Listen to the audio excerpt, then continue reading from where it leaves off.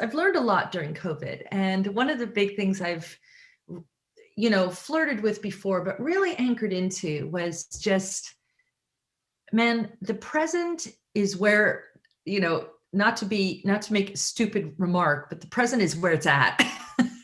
And the past can't hurt you, and the future you do not know. What are people always striving for, and what do many people strive for in their life, even if it's a subconscious or an unconscious? Balance. We are striving to find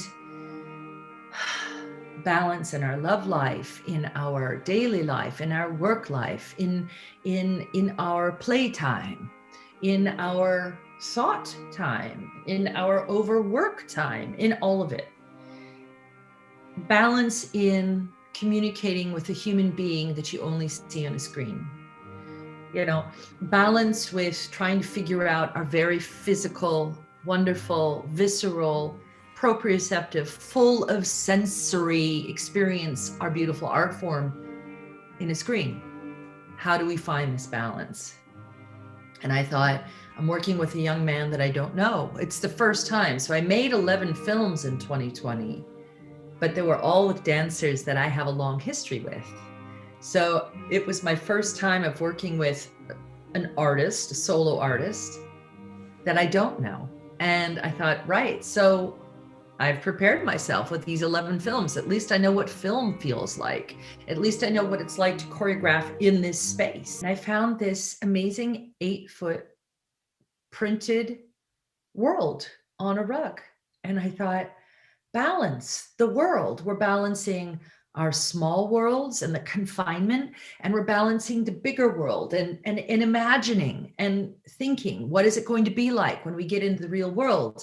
Again, the real world. Well, what is the real world? Well, our real world is this confining 8-foot simulation of the world, which is the rug.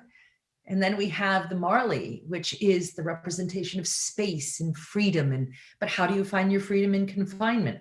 So these things, like the scales, were balanced in the piece. And then I threw in a chair because it's the representation of something something that feels good, a source of solace, but also an impediment, like I'm tired of home.